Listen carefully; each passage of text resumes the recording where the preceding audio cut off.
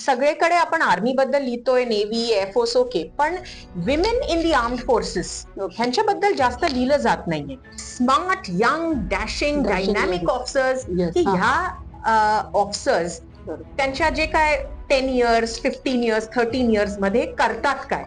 गव्हर्नमेंटनी नारी शक्ती जेव्हा प्रोग्राम सुरू केले तर त्याच्या अंडर विमेन इन युनिफॉर्म हा एक मोठा मुद्दा होता. आपले म्हणजे भद्रे सर ह्याच्यामध्ये आहेत, नेव्हीमध्ये ऑफिसर्स आहेत. तर आपण त्याची जी एक कनेक्टेड एक संस्था आहे सोशल वेलफेअर मध्ये नावा, तर नावासाठी पण आपण काम करतात. तर त्याच्या ऍक्टिव्हिटीज काय असतात? आपण जे कपडे डिस्कार्ड करतो त्याच्यातून मर्चेंडाईज बनवला जातो. कसला म्हणजे नेकलेस बनवला जाईल, बांगडी बनवली जाईल, कानातले, पण तुम्हाला ते बघून कळणारच नाही की ही गोष्ट आपण टाकणार होतो. एक समुद्री नावाचं स्वतः नावाचं दुकान आहे, शॉप आहे, आणि त्याच्यात आमच्या नेव्ही वाईव्स किंवा नेव्हल स्पाउसेसनी बनवलेल्या गोष्टी आम्ही डिस्प्लेवर ठेवतो. ह्यांना आम्ही प्रेझेंट काय करतो तर अशा नवामधल्या प्रोड्युस्ड गोष्टी. कर्नाळा चॅरिटेबल ट्रस्ट पुणे यांच्या सौजन्याने आज शौर्यगाथा चॅनल घेऊन आला आहे. सैन्य दलात निवड झाली नाही तरी सामान्य जीवन जगत असताना भारतीय सैन्य दलासाठी किंबहुना देशासाठी कसं कार्य करावं याचं एक मूर्तिमंत उदाहरण असणाऱ्या डॉक्टर सौ मीरा अतुल भद्रे यांची ही खास मुलाखत. आज शौर्यगाथाच्या मंचावर असणाऱ्या डॉक्टर मीरा भद्रे या निवृत्त कर्नल माधव वेसवीकर सर, ज्यांची शौर्यगाथावरती नुकतीच मुलाखत झाली आहे, त्यांच्या कन्या तर भारतीय नौदलाचे अधिकारी असलेल्या श्री अतुल भद्रे यांच्या पत्नी म्हणून देशसेवेचा वारसा जोपासत कौटुंबिक जबाबदारी पार पाडत त्यांनी आंतरराष्ट्रीय परिषदांमध्ये आर्म्ड फोर्सेस अँड जेंडर या विषयावर वॉशिंग्टन, ओटावा आणि शिकागो येथे शोध निबंधांचं वाचन केलेलं आहे. त्या सध्या SNDT महिला विद्यापीठामध्ये असिस्टंट प्रोफेसर म्हणून काम करत आहेत. सौ मीरा यांनी भारतीय नौदलाच्या कार्यपद्धतीचा आणि तिथल्या जीवनशैलीचा अतिशय जवळून अभ्यास केलेला आहे. या अभ्यासाचा एक महत्त्वाचा टप्पा म्हणजे त्यांनी सादर केलेला शोधप्रबंध. केवळ संशोधनापुरतं मर्यादित न राहता डॉक्टर मीरा यांनी प्रत्यक्ष कृतीमधून स्वतःला सिद्ध केलं आहे. भारतीय नौदलाच्या कर्मचाऱ्यांच्या पत्नींसोबत मिळून त्या टाकाऊपासून टिकाऊ या तत्वावरती आधारित विविध उत्पादनं तयार करतात. या उपक्रमातून त्यांनी केवळ आर्थिक स्वावलंबनच निर्माण केलं नाही, तर लष्करी कुटुंबांमधील स्त्रियांना एक नवी दिशा आणि आत्मविश्वास मिळवून दिला आहे. कर्नल वेसवीकर सरांच्या शिस्तीचा वारसा आणि स्वतःची समाजसेवेची ओढ यांचा सुंदर संगम म्हणजे डॉक्टर मीरा भद्रे यांचा प्रवास. एक संशोधक, एक सामाजिक कार्यकर्त्या आणि एक अधिकारी पत्नी अशा विविध भूमिकांमधून त्यांनी समाजासमोर एक आदर्श निर्माण केला आहे. आजच्या मुलाखतीमध्ये आपण त्यांच्या याच बहुआयामी व्यक्तिमत्वाचा आणि त्यांच्या संशोधनाचा सविस्तर उलगडा करणार आहोत. चला तर मग जाणून घेऊया सौ मीरा अतुल भद्रे यांची शौर्यगाथा. नमस्कार. शौर्यगाथा चॅनलमध्ये आज आपण डॉक्टर मीरा भद्रे यांना भेटणार आहोत. यांची ओळख करून द्यायची झाली तर ह्या कर्नल वेसवीकरांच्या कन्या आहेत. त्यानंतर नेव्ही ऑफिसर अतुल भद्रे सर त्यांच्या पत्नी आहेत. आणि सगळ्यात महत्वाचं म्हणजे आर्म फोर्स अँड जेंडर या विषयावर त्यांनी आपले शोध निबंध जगातल्या नामांकित विद्यापीठांसमोर वाचून दाखवलेले आहेत. तर अशा व्यक्तिमत्वाला आज आपण भेटणार आहोत. खरं तर हा खूप वेगळा विषय आहे, पण याच्यामधून आम्हाला दाखवायचं आहे की आज स्त्रिया पण सैन्य दलासाठी काय काय करू शकतात. मॅडम नमस्कार. Thank you so much ma'am. Thank you. शौर्यगाथा मॅडम, आपला परिचय मी आता थोडक्यात करून दिलेला आहे, पण माझा पहिला प्रश्न असा असेल की आपला जन्म एका म्हणजे कर्नल वेसवीकरांच्या आपण कन्या, आपल्याला असं वाटतं का की तुमचा आपला जन्म सैन्याच्या ह्याच्यामध्ये झाल्यामुळं आपला जो व्यक्तिमत्व आहे ते खूप वेगळं घडलं गेलं, असं काय असतं? नक्कीच ma'am. Thank you for the question. मला वाटतं मी माझं सगळं आता जे काय who I am and how I have turned out to be ते सगळंच त्याचा क्रेडिट श्रेय देते माझ्या बॅकग्राऊंडला, family background, which is of course the Indian army. आणि currently as a spouse, military spouse, that is in the Indian navy, तिथे पण ज्या ज्या अपॉर्च्युनिटीज मला मिळाल्या.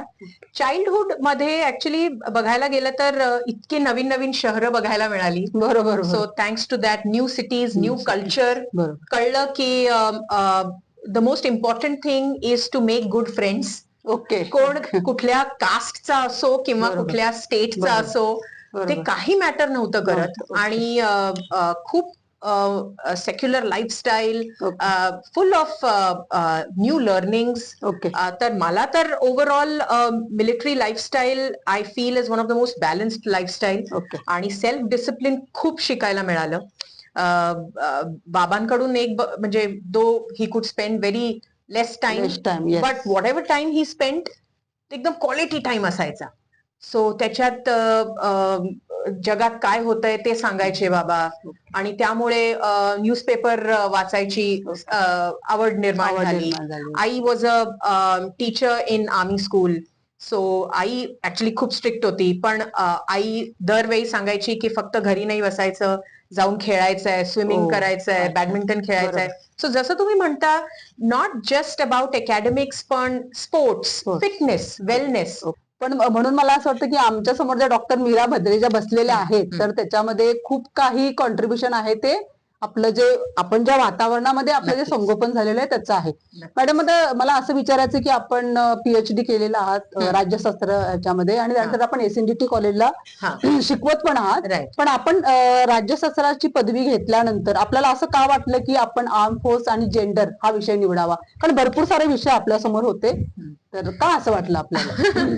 So to be very honest madam, कसं आहे, शेवटी तुम्ही म्हटलात माझ्या पर्सनॅलिटीवरच मिलिटरीचा एवढा मोठा एक स्टॅम्प लागलेला होता. I was a product of the military, though I did not join any of the armed forces. But when तुम्ही त्या लाईफ मध्ये जेव्हा यू आर ब्रॉट अप, आणि तुमची जे थिंकिंग आहे ती खूप वेगळी असते. तुम्ही सगळ्या गोष्टींना खूप रॅशनली बघता. आणि तुम्ही जसं विचारलात Y armed forces and gender, म्हणजे मी एसएनडीटी विमेन्स युनिव्हर्सिटी मध्ये असिस्टंट प्रोफेसर आहे, आणि तिथेच डिपार्टमेंट ऑफ पॉलिटिकल सायन्स मध्ये माझं पीएचडी झालं. And I was thinking SNDT women's university, yes, so आहे पहिली, one of South Asia's oldest university. आमचे जे फाउंडर आहेत ते देशाचे पहिले भारतरत्न आहेत, Maharshi Dhondo Karve. Then I thought, म्हणजे how do I make my research also in sync with ethos of my university. तर मी म्हटलं की सगळीकडे आपण आर्मी बद्दल लिहितोय, नेव्ही, एअरफोर्स, ओके, पण women in the armed forces ह्यांच्याबद्दल जास्त लिहिलं जात नाहीये. अँड आफ्टर ऑल 30 वर्ष झाली त्यांना आर्म्ड फोर्सेस जॉईन करून, कारण 91-92 मध्ये पहिल्यांदा Indian army, Indian air force, Indian navy मध्ये विमेन वर अलाउड म्हणणार मी allowed to enter in officer roles. आणि तिथे असं लिहिलं जायचंच की this is not men oblique women, पण ही एंट्री विमेन साठी येतो. नोटिफिकेशन पण जे सर्क्युलर येतं आपल्या न्यूजपेपर्स मध्ये ते खूप वेगळं असायचं. या गोष्टी मी माझ्या रिसर्च मध्ये काढल्या आहेत, I brought them out. So माझा असा विचार होता की बिकॉज आता तेव्हा मी म्हणजे आय वॉज मॅरिड जेव्हा मी माझं पीएचडी सुरू केलं, आणि खूप विमेन ऑफिसर्सना मी भेटले आणि बघितलं smart, young, dashing, dynamic officers. मग मी एक दोनदा त्यांच्याशी सहज बोलताना विचारलं की कसं चाललंय, काय प्लॅन आहे. तर म्हणायच्या की मॅडम बस 2 साल बचे हैं, मॅडम बस 1 साल ही बचा है, जाके अभी सोचेंगे क्या करना है. तर मग मला असं वाटलं की आपल्याला कळायला पाहिजे की ह्या ऑफिसर्स त्यांच्या जे काय 10 इयर्स, 15 इयर्स, 13 इयर्स मध्ये करतात काय. मी बोलायला बोलू शकते that okay they you should allow women, पण exactly what they do has not been written, किंवा मग त्यांच्या अचिव्हमेंट्स काय असतात, आणि मुख्य जे बाकीचे जे सैनिक म्हणजे ऑफिसर्स असतात त्यांचे अचिव्हमेंट्स पुढे येतात सांगायचं. पण मला वाटतं म्हणून तुम्ही फारच खूप छान, हा वेगळा विषय आहे की तुमच्या स्वतःसाठी पण तो खूप छान झाला. आणि दुसरी गोष्ट म्हणजे सैन्य दलामधल्या ज्या स्त्रिया होत्या ज्यांनी आतापर्यंत चांगलं काम केलं होतं, त्यांच्या सगळ्यांचा म्हणजे बाहेर. आणि तुम्ही विचारलं मॅम तेव्हा, म्हणजे एक 2-3 गोष्टी काय असतं, रिसर्च पीएचडी मध्ये पण तुम्ही टॉपिक असंच चूज नाही करत. तुम्हाला पण बघायला लागतं त्याची, तुम्हाला ते 4 वर्षात तुम्ही ते संपू शकाल की नाही, आणि त्याचे रिझल्ट कसे येणार. कारण फायनली यू नीड माझं जे पॉलिटिकल सायन्स मधलं पीएचडी आहे that is meant for policy implementation. Okay. तर हे पण मजेशीर होतं की तेव्हा 2020 आणि 24च्या काळी खूप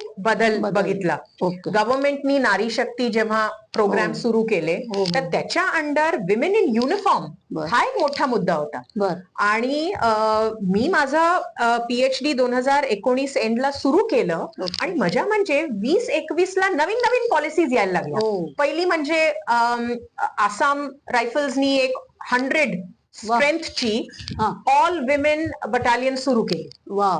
आणि त्याच्यानंतर कळलं मिलिटरी पोलीस बर. सीएमपी ज्यांना आपण म्हणतो हम्म. त्यांनी पण विमेन एनलिस्टमेंट सुरू केलं. सुरू केलं. एनलिस्टमेंट म्हणजे women in non officer role.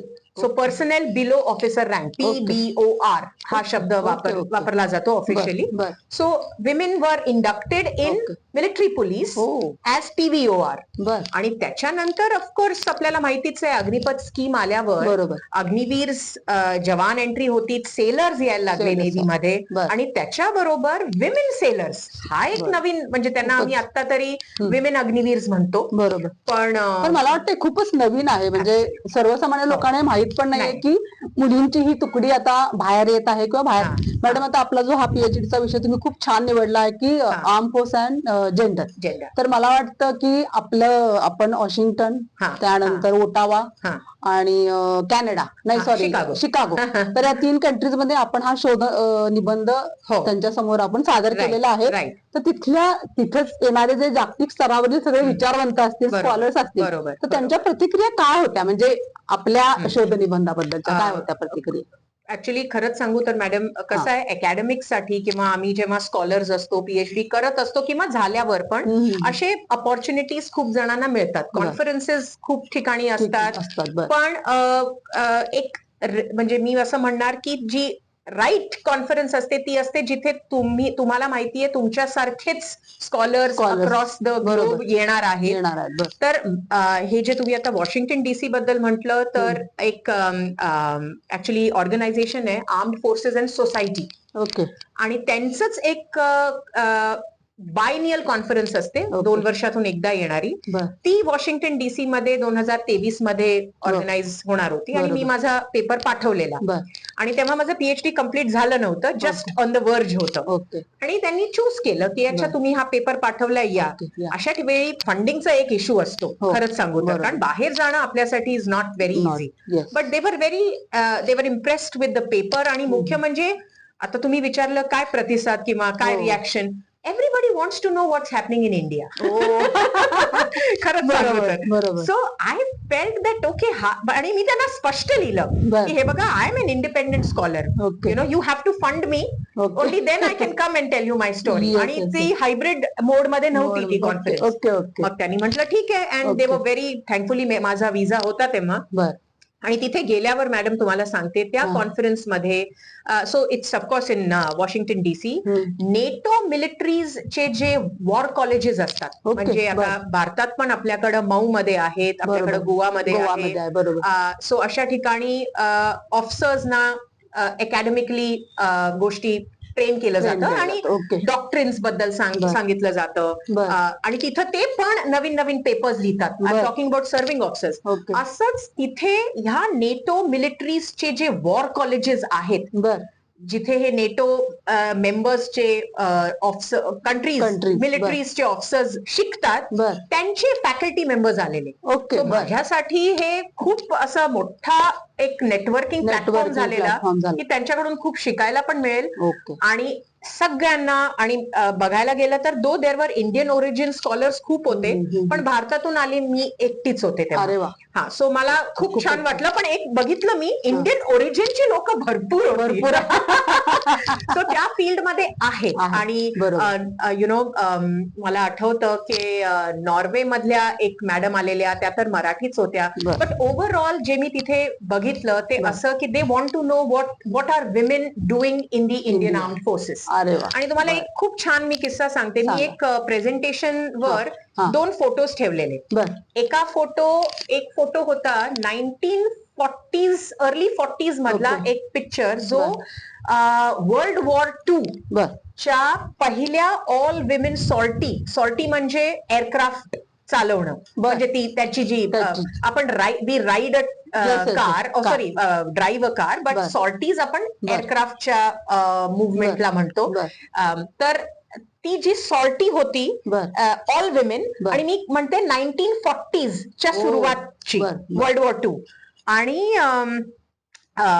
त्याच्या बाजूलाच मी आपल्या इंडियन नेव्ही ऑफिसर्सची एक सॉर्टी झालेली 2022 मध्ये, आणि त्याच्यात it was a all women 6 or 7 women crew. बर. डॉर्नियर नावाचं एक एअरक्राफ्ट असतं, आणि बर. त्यांनी कसं अरेबियन सीवर सर्वेलन्स किंवा आपण त्याला रेकॉनेसन्स म्हणतो, त्याचा एक पिक्चर दाखवला. ओ अँड म्हणजे तिथे 4 जण ऍक्च्युली उठली आणि त्यांनी टाळ्या अरे वाजवल्या. वा. कारण काय आहे, आपल्याला एक गोष्ट लक्षात म्हणजे वी मस्ट रिमेंबर की आपण एक पोस्ट कोलोनियल डेमोक्रेसी आहे. बरोबर आपण आपल्यासाठी हे खूप महत्वाचं आहे आणि खूप महत्वाचं आहे. डिफिकल्ट हा रस्ता आहे आहे. आपण ब्रिटिश आर्मीतून इंडियन हा, आर्मी बरोबर. झालोय, म्हणजे किंवा आपण रॉयल इंडियन पारतंत्र्यातून स्वातंत्र्याकडे आलो, Exactly. So, त्याच्यामुळे खूप थोडंसं गोष्टी आपण शिकल्या मतलब बरोबर. शिकलोय हळूहळू. खरंच आहे. सेकंड हँड मशीन्स घेऊन, प्लॅटफॉर्म्स घेऊन Platforms आज आपण स्वतःच्या स्वतःच्या. बनवतोय. So it's a story of growth, Growth. Of progress. Yes. I will say that of composure, आणि त्याच्यातून खूप शिकायला मिळतं. शिकायला that women have gone through that phase along with the Indian Armed आणि मला Forces. वाटतं तुमच्या थ्रू तिथल्या स्कॉलर्स लोकांना, म्हणजे तिथले जे लोक हा, आले होते हा. त्यांना हा मेसेज मिळाला की इंडियन वुमन हो, आता नक्की. सगळ्या क्षेत्रामध्ये कशा पुढे येत आहेत. नक्की. मॅडम, आपण आपले म्हणजे भद्रे सर ह्याच्यामध्ये आहेत, नेव्हीमध्ये ऑफिसर्स आहेत, हा. तर आपण त्याची जी एक कनेक्टेड एक संस्था आहे सोशल वेलफेअर मध्ये, हा. नावा, हा. तर नावासाठी पण आपण काम करता, तर त्याच्या हो. ऍक्टिव्हिटीज काय असतात, किंवा त्या नावामध्ये काम करताना तुम्ही असे काही उपक्रम राबवला आहात का, हा. की त्यातून खूप म्हणजे आपल्या भारताबरोबरच परदेशातील लोकांकडून पण त्याला खूप छान प्रतिसाद मिळाला? लवली क्वेश्चन हा, मॅडम. हा. मला आठवतं मी तुमचा एक शौर्यगाथाचा एपिसोड बघितलेला. तिथे बर. तुम्ही इंडियन आर्मीच्या काही Yes. स्पाउसेसना इंटरव्ह्यू जागतिक महिला दिनाचा आम्ही केला होता. आणि एकात मला आठवलं तुम्ही आवाबद्दल पण आवाबद्दल आवाबद्दल बोलला. मिसेस नलावडेंनी सांगितलं सो होतं. Yes, बेसिकली yes, मी yes. त्याच्यातूनच जर बरं. तुमचे व्ह्युअर्सनी तो शो बघितलाय हो. एपिसोड, बरोबर. तर नेव्ही मध्ये पण वी हॅव एन ऑर्गनायझेशन संस्था कॉल्ड नवा, नवा. NWWA. ओके. सो सुरुवातीला त्याचं नाव होतं navy wives welfare association. Okay. Typical सुरुवातीचा काळ. हो. ही संस्था 1986 मध्ये सुरू झाली. बर. ऍक्च्युली त्याच्या आधी सुरू झाली, पण त्याचं नाव वेगळं होतं. हळूहळू जसं जसं टाइम्स चेंज्ड, हो. विमेन्स रोल्स चेंज, बरोबर. तसं तसं त्याचं पण नाव चेंज झालं. नाव आणि change. आज त्याचं नाव म्हणजे जे फुल फॉर्म आहे तो आहे navy welfare and wellness association. Okay. आता मजा म्हणजे वाईफ्स काढले कारण officers are also women today. Okay. So सुरुवातीला हे फक्त असं होतं की it is meant only for wives. पण कारण तेव्हा बायका काम करत नव्हत्या. बरोबर. एकदा ऑफिसरशी लग्न केलं, जवानाशी, सेलरशी लग्न केलं, मग आपल्याला माहितीये आपलं काय हो, काम, म्हणजे बरोबर. घर दिवारी में हा. जो करना है करो, घरची जबाबदारी सांभाळ. एक्झॅक्टली. बरोबर. सो मग आता हळूहळू दॅट हॅज चेंज. पण Okay. त्यामुळे नवानी खूप वेगळे वेगळे पोर्टफोलिओज, आम्ही त्यांना ग्रुप्स म्हणतो, बर. ते सुरू केले. Okay. त्याच्यात एक मी तुम्हाला एक्झाम्पल्स देते बेसिकली. एक आहे नवी. नवी आमच्या जुन्या नवा प्रेसिडेंट मिसेस शशी त्रिपाठींनी सुरू केलेला एक इनिशिएटिव्ह आहे. Okay. ते म्हणजे आपण जे कपडे डिस्कार्ड करतो बर. त्याच्यातून मर्चंडाईज बनवला जातो. कसला म्हणजे नेकलेस बनवला जाईल, बांगडी बनवली जाईल, बर. कानातले. बर. बट तुम्हाला ते बघून कळणारच नाही की ही गोष्ट आपण टाकणार होतो. हो. सो सस्टेनेबल गोष्टी आणि अपसायकल केलेल्या किंवा रिसायकल केलेल्या. बर. सो त्या गोष्टी, आणि त्या आम्ही सेलवर ठेवतो. आमच्या एक समुद्री नावाचं स्वतः नावाचं दुकान आहे, बर. शॉप आहे. Okay. आणि त्याच्यात आमच्या नेव्ही वाईव्स किंवा बर. नेव्हल स्पाउसेसनी बनवलेल्या गोष्टी आम्ही डिस्प्लेवर ठेवतो. Okay. आणि मजा म्हणजे जसं तुम्ही म्हटलात इंटरनॅशनल एक्सपोजर, तर इंडियन नेव्ही मध्ये खूप जसं पोर्ट्स असतात, आपल्याला माहिती आहे आपल्या इंडियन नेव्हीच्या शिप्स सिंगापोर, मलाका स्ट्रेटला जातात, Okay. हाँगकाँगला, किंवा Okay. तेल गो टू जपान, अमेरिका. तर ह्या पोर्ट्सना ते भेटतात, तिथे हम्म. थांबतात. तसंच हम्म. आपल्याकडे विशाखापट्टणम असो, कोची असो, मुंबई असो, बर. या पोर्ट्सवर बाकी फॉरेन नेव्हल शिप्स येतात. आणि त्यांच्या नेव्हीचे मग ऑफिसर्स, सेलर्स ते पण येतात.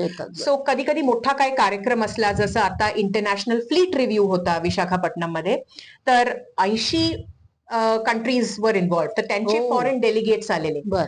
ह्यांना आम्ही प्रेझेंट काय करतो, तर अशा नवामधल्या अरे वा. प्रोड्युस्ड गोष्टी. गोष्टी सो ज्यांनी आम्ही सांगतो की okay, these are prepared, these are manufactured wholly solely in our community. आणि बायका 7-8 तास देतात याला. ब्लॉक प्रिंटिंग होते. तुम्हाला मजा सांगते, तर्श नावाचं आमचं एक ब्लॉक प्रिंटिंग युनिट आहे. बर. आणि तिथे ऍक्च्युली बायकांना ट्रेन केलं जातं. बर. आणि त्यांना ब्लॉक प्रिंटिंग शिकवली जाते. सो कसं आहे मॅडम, तुम्ही प्रश्न इतका मस्त विचारला. हे नवा ठीक आहे, it's all related to wives and spouses and women. But जेव्हा तो सोल्जर, तो सेलर किंवा ऑफिसर शिपवर जातो 10 दिवसासाठी, 20 दिवसासाठी किंवा महिन्यासाठी, त्याला चिंता नसते what is happening at home. कारण आम्ही त्यांना बिझी ठेवतोय. वी आर, आणि असंच नाही की फक्त काम, पण त्यांच्यासाठी आम्ही वेगळे वेगळे कॉम्पिटिशन्स ठेवतो. सगळ्यांना एकत्र करतो. मिलन नावाचा एक खूप मोठा प्रोग्राम असतो. आमच्याकडे एक सुंदर ऑडिटोरियम आहे, जिथे आम्ही स्वतःच येऊन डान्स प्रोग्राम, गाण्याचे. सो एक balanced life or family even back home, so that तो ऑफिसर, तो सेलर आपलं काम आरामात हाय सी करू शकेल. अगदी खूपच छान. म्हणजे तुमचं मॅडम, आतापर्यंतचा आता तुमचा प्रवास आम्ही जाणून घेतच आहोत. पण मला एक सांगा की आपण एक सैनिक अधिकाऱ्याच्या कन्या, त्याबरोबरच आपण एक नेव्ही ऑफिसरच्या पत्नी आहात. आणि त्याच्याबरोबरच आपण हे राज्यशास्त्रामध्ये आपण हा वेगळा विषय घेऊन सगळ्यांसमोर एक शोध निबंध सादर केलेला आहात. पण हे सगळं करताना एक स्त्री म्हणून तुम्हाला काय असं वाटतं आतून, की अजून आपण काय करायला पाहिजे एक भारतीय स्त्री म्हणून? की आता तुम्ही जसं ते एक छान असा शोध निबंध सादर केलेला सैन्य दलामध्ये, पण एक सामान्य स्त्री म्हणून स्त्रियांनी असं काय करायला पाहिजे की त्याच्यामधून त्यांची जी अस्मिता आहे किंवा त्यांचा जो आत्मविश्वास आहे की तो बाहेर येईल? थँक्यू अगेन मॅम, मस्त प्रश्न.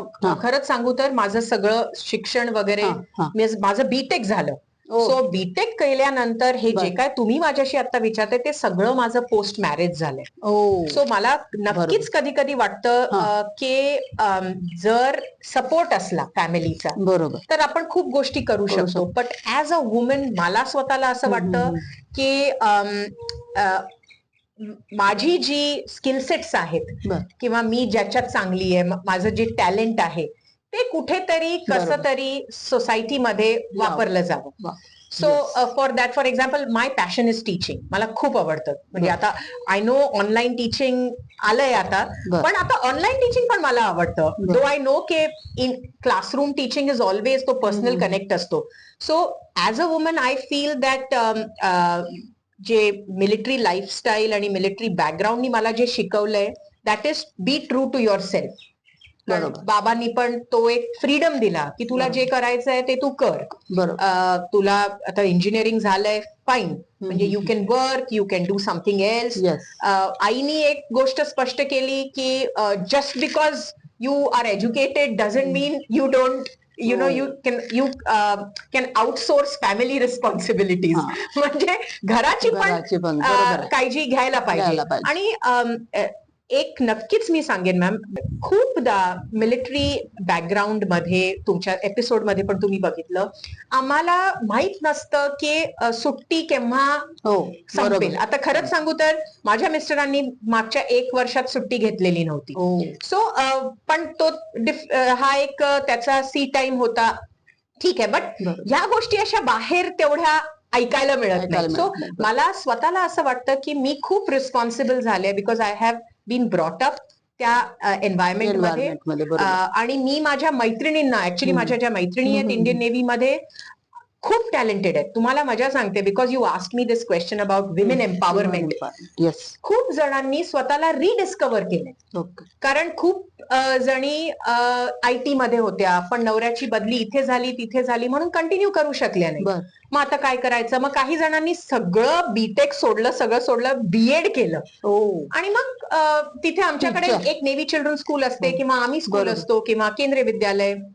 मी स्वतः त्या स्कूल्समध्ये शिकलेले आहे, तिथे शिकवायला लागले. काही जणांनी ते एक माझी मैत्रीण ऍक्च्युली लॉ शिकलेली आहे, तिने आता तिचा कॅन्डल्सचा बिझनेस सुरू केलाय. सो आय फील एक सगळ्यात चांगली गोष्ट हे पण आहे अडॅप्टेशन, की ठीक जे आहे तुमच्या समोर येईल ते तुम्ही स्वीकारायला पाहिजे. आणि त्याच्यात तुम्ही खूप छान करू शकता. सो आमच्याकडे मॅम नवाच्या खाली आम्ही एक्झिबिशन्स लावतो. बर. आणि हे सगळं मला त्या एक्झिबिशन्स मधून कळलं की अरे ही लॉयर आहे पण हिचा हा बिझनेस आहे आणि तो फेसबुकवर आहे, ह्याच्यावर आहे. सो आणि बाय द वे, जसं आपण म्हटलो की सेलर्सच्या बायका आणि ऑफिसर्सच्या बायका, बरोबर, आधीच्या काळी मे बी खूप फरक असायचा, पण आता असं नाहीये. आता इक्वली दे आर एज्युकेटेड. त्यांनी त्यांच्या फील्डमध्ये काय किंवा त्यांनी स्वतःला रिडिस्कवर पण केलं. मॅडम, आता तुम्ही इतकं खूप वेगवेगळ्या ठिकाणी लहानपणापासूनच फिरत आहात आणि आता छान आपण जे शोध निबंध सादर करण्यासाठी वेगवेगळ्या देशांमध्ये जात आहात.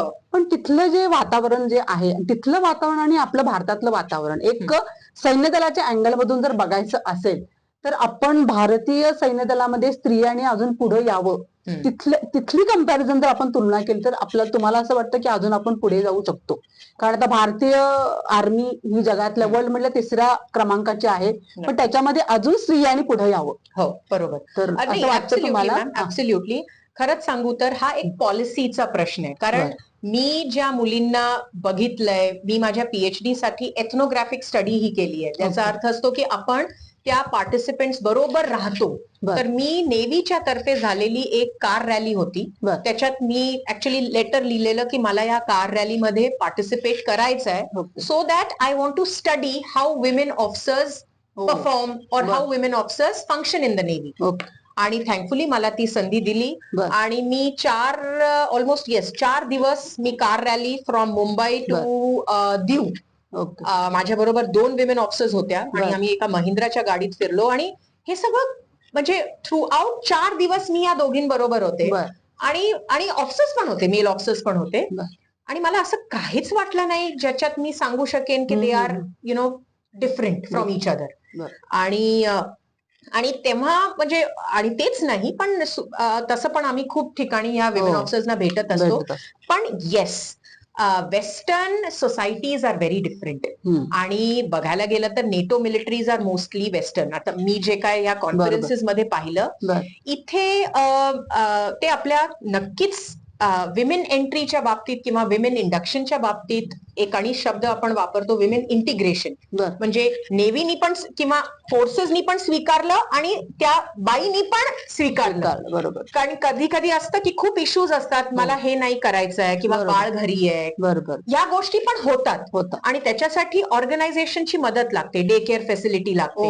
आता इथे आपला अर्ध आपण म्हणतो की आई येणार किंवा सासूबाई येणार किंवा असं चालतं. तुमचं असं म्हणणं की आपल्या भारतामध्ये अजून तशा फॅसिलिटीज यायला पाहिजे, पॉलिसी मध्ये हे गोष्ट येणार. ह्याच्यात आपल्याला जे लॉजिस्टिक्स असतात तो सपोर्ट अजून कुठेतरी कमी पडतो. आणि मी नक्कीच हे म्हणणार, फिटनेसच्या बाबतीत पण ज्या विमेन ऑफिसर्सना मी तिथे बघितलं, काही ऍक्च्युली सर्व्हिंग ऑफिसर्स त्या कॉन्फरन्समध्ये पण प्रेझेंट करायला आलेले आणि त्यांनी एक पेपर फिटनेस बद्दल पण दिला. तो फिटनेस मला असं वाटतं अजून आपल्याकडे बायकांमध्ये नाही दिसत. आणि त्याचं मी म्हणजे रादर आय शुड ब्लेम की आपल्या ज्या स्कूल्स आहेत त्या कधीच ह्या गोष्टी, म्हणजे मला आपल्याकडे मला नाही वाटत आहाराबद्दल असं कुठलं फिजिकल एज्युकेशन ही गोष्ट खूप म्हणजे. आणि मला वाटतं इव्हन काही काही देशामध्ये राष्ट्रप्रेम ही जी गोष्ट असते ती अगदी लहानपणापासूनच ती मुलांमध्ये रुजवत जातात. हो, तसं मग हो.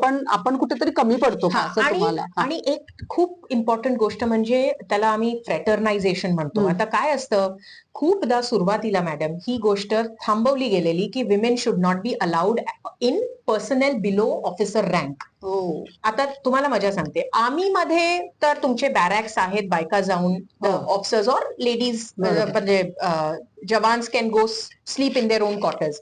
शिपवर तुम्ही सगळे एकत्र आहात हो. And ship is at high sea. बरोबर. आणि बंकर्स कधीतरी आपण एक करूया एपिसोड शिपवर पण. बरोबर. पण शिपवर राहणं सोपं नाही. सोपं नाही. बरोबर. सबमरीन तर सोडूनच द्या, बरोबर. एवढे एवढे बंक बेड्स असतात Yes. आणि 70 माणसं कसं त्या एन्क्लोज स्पेस मध्ये, हा. म्हणजे इट्स जस्ट इम्पॉसिबल. पण आहे आता हळूहळू वेस्टर्न कंट्रीजनी विमेनना सबमरीन्स वर पण अलाव केलंय. हो. आपण त्याच्यात अजून नाहीये, पण बरं. I am sure that will happen soon. चालेल, म्हणजे सुरुवात झालेली आहे. बरोबर. आणि it's just about matter of time की नेव्ही पण सांगेल. पण शिप्सवर आता बायकांसाठी पण वेगळे अरे वा. कोहॅबिटेशन ज्याला आपण म्हणतो, बर. की men and women will stay on ships together. हो. मग त्याच्यासाठी वेगळे टॉयलेट्स, ह्या सगळ्या गोष्टी हळूहळू आपल्याकडे यायला लागले. तर मला वाटतं मला एक सांगायचं म्हणजे तुम्हाला एक शेवटचा प्रश्न विचारायचा की आमच्या शौर्यगाथा चॅनलचा एक मुख्य उद्देश असतो की युवा पिढीला काय छान संदेश द्यायचा. Yes ma'am. हा. आणि तुमचा आतापर्यंतचा प्रवास बघितला तर सगळ्यात मला महत्वाचं जाणवलं म्हणजे एक तुम्ही एकतर जे स्त्रियांसाठीचं विद्यापीठ आहे SNDT विद्यापीठ, Yes. आणि मला सांगायला आवडेल की त्या शाळेची मी पण विद्यार्थिनी आहे. अरे वा. म्हणजे हिंगणे स्त्री शिक्षण संस्थेत Yes. मी स्वतः विद्यार्थिनी आहे. हा. म्हणजे एक स्त्रियांचे आपण प्रतिनिधी थोडक्यात. कारण तुम्ही तुमचा जो शोध निबंधाचा विषय निवडला तो पण आर्म फोर्स आणि जेंडर आणि जगात, म्हणजे तुम्ही मगाशी सांगितल्याप्रमाणे एकमेव तुम्ही भारतीय महिला होता की तुम्ही जाऊन तिथे सादर केलेला आहात. तर एक युवा पिढीला तुम्हाला काय छान संदेश देता येईल की सैन्य दलात येण्यासाठी तुम्ही अजून काय तुमच्यामध्ये प्रगती करायला पाहिजे? एकूणच जरी तुम्हाला सैन्य दलात नाही येता आलं तर देशासाठी तुम्ही काय करू शकाल? कारण सगळ्यात महत्वाचा आमचा शौर्यगटा चॅनलचा हाच उद्देश असतो की राष्ट्रप्रेम या युवा पिढीमध्ये कसं जागृत करायचं. Okay, wonderful. Thank you for the question again ma'am. So मी पहिलं तरी सांगणार की जसं मी म्हणते, personalities do not develop overnight. आज अभ्यास केला, उद्या परीक्षा दिली, किंवा आज काहीतरी वाचलं आणि उद्या इंटरव्ह्यू दिला, असं नसतं. सो जर तयारी करायची असेल तर ती तयारी खूप मेटिक्युलस असायला पाहिजे, प्लॅन्ड असायला पाहिजे. पहिली गोष्ट म्हणजे अवेअरनेस. सगळ्यात मोठी गोष्ट असते अवेअरनेस, जनरल अवेअरनेस. आणि त्याच्यासाठी न्यूजपेपर्स हे वाचणं गरजेचं आहे. सो आणि कुठला पण न्यूजपेपर नाही, choice of newspaper also has to be right, ज्याच्यात तुम्हाला नॅशनल इंटरनॅशनल न्यूज माहीत असतील. SSB ला मुलं जातात, ऑफकोर्स लेक्चरेट असतो तुमचा, सो लेक्चरेट मध्ये तुम्हाला करंट अफेअर्सचाच प्रश्न दिला जातो. मॅडम आपण NDA आणि SSB साठी पण काउन्सिलिंग हो, आम्ही नावातर्फे पण करतो. आणि मी आधी पण खूप ठिकाणी UPSC CDS साठीची परीक्षा आणि बेसिकली नाही. मग आता हा शेवटचाच प्रश्न आहे म्हणून मी तुम्हाला विचारते की तुम्ही या दोघांसाठी समुपदेशन करता, तर इंडियन नेव्ही किंवा आर्मी मध्ये भारतीय सैन्य दलात येण्यासाठी कुठले असे 3 गुण असतात महत्वाचे की ते खूप गरजेचे असतात असं तुम्हाला वाटतं तुमच्या अँगलनं? ओके, सो पहिला गुण तरी असायला पाहिजे that you should be able to face change with confidence. कारण चेंजेस खूप असतात. बरोबर. नेव्ही असो, आर्मी असो, तुम्हाला स्टेबिलिटी ही गोष्ट नाहीये लाईफ मध्ये. आणि सो आय थिंक ती एक खूप महत्वाची गोष्ट आहे की तुम्ही थोडस चेंज साठी ओपन असायला पाहिजे. आणि दुसरी गोष्ट म्हणजे कॉन्फिडन्स. खूप इम्पॉर्टंट आहे. कॉन्फिडन्स आला की मला असं वाटतं बाकी सगळ्या गोष्टी हळूहळू शिकतो. आणि मला वाटतं सैन्य दलासाठी नाही तर सगळ्यांसाठी महत्वाचं आहे की आत्मविश्वास पाहिजे. आणि yes, one thing I feel is थोडस म्हणजे बिलीफ इन युअर सेल्फ. कारण खूप गोष्टी अशा होणार ज्या तुमच्याकडून नाही होणार, किंवा तुम्हाला जे सांगितलंय ते तुमच्याकडून त्या लेवलवर अचीव्ह नाही होणार. बट तिथे मायूस होऊन चालत नाही. आर्मी, नेव्ही, एअरफोर्स या असे आर्म्ड फोर्सेस मध्ये इतके चॅलेंजेस असतात की आय थिंक दॅट एक ऍटिट्यूड टू कीप गोईंग बरोबर हा खूप गरजेचा आहे. गरजेचं आहे. So that I feel is important. पण म्हणजे just to add a little to it, कारण आपण शेवटी because I have done my PhD with in arm forces Yes, and yes, women, yes. मुलींना तर मी नक्कीच सांगणार, especially those who want to join, please फिटनेसला सोडायचं नाही. सोडायचं कारण आपल्याकडे ती एक सवय असते की हो. मुलं जातात प्लेग्राऊंड मध्ये, Playground. मुली जात नाही. बरोबर. सो मुलींना मी नक्कीच सांगणार की आणि मुलांना पण ऑफकोर्स, की योगा, वेलनेस, फिटनेस याच्यावर नक्की आपल्या शरीरासाठी 1 तास तरी द्यायला पाहिजे तुम्हाला. कारण शेवटी कुठल्याही फोर्सेसमध्ये सगळ्यात महत्वाचं फिजिकल फिटनेस आहे. बरोबर. तुम्ही अकॅडमिक्स करू शकाल बरोबर. कोचिंग मध्ये किंवा अभ्यास करून, बरोबर. पण Fitness फिटनेस स्वतःच- ही गोष्ट तुम्हाला स्वतः बिल्ड करायला लागेल. आणि आमच्या युवा पिढीला काय संदेश द्याल तुम्ही? छान. संदेश तर मी एक देणार, शौर्यगाथा बघा. थँक्यू. सो आणि अरे. ऑफकोर्स एक इन्स्पिरेशन मॅडम ही खूप इम्पॉर्टंट गोष्ट आहे. बरोबर आहे. मजा सांगू तर सिव्हिलियन पोरं आजकाल जास्त फोर्सेस जॉईन करतायत रादर दॅन आर्म्ड फोर्सेस खरंच प्लेस टू बी. खरंच आज म्हणजे आपल्याला भेटून खूप काही छान आपण गप्पा मारल्या Thank you. आणि खूप आपल्याकडून माहिती Thank you. मिळाली आणि Thank खूप you. आपण आपल्या युवा पिढीला संदेश दिलेला आहे की फिट राहा. Yes. आणि जर सैन्य Yes. दलात यायचं असेल तर NDA येस SSB चा अभ्यास छान करा. कॉलेजेस ना तर सांगूयाच Yes, yes, की yes. Please make it a point, go take your students to Okay. OTA, IMA, Okay. Chilka, या ठिकाणी जाऊन मुलांना थोडस आपण इन्स्पायर, मोटिवेट करू शकतो. आणि मला वाटतं डॉक्टर मीरा भद्रेंकडे बघून सगळ्या म्हणजे येणाऱ्या आपल्या ज्या युवा भगिनी आहेत, युवा ज्या स्त्रिया आहेत, त्यांनी तर नक्कीच आदर्श घ्यायला पाहिजे की आपण सैन्य दलात न राहता सुद्धा कुठला तरी आर्म फोर्स बद्दल एखादा विषय घेऊन आपण Yes. छान शोध निबंध नक्कीच, वगैरे नक्कीच. हे करू शकतो. मॅडम नक्कीच. आज आमच्या चॅनलसाठी आपण वेळ दिला. खूप Thank you, खूप ma'am. धन्यवाद. Thank madam. you. खूप खूप Thank you. धन्यवाद.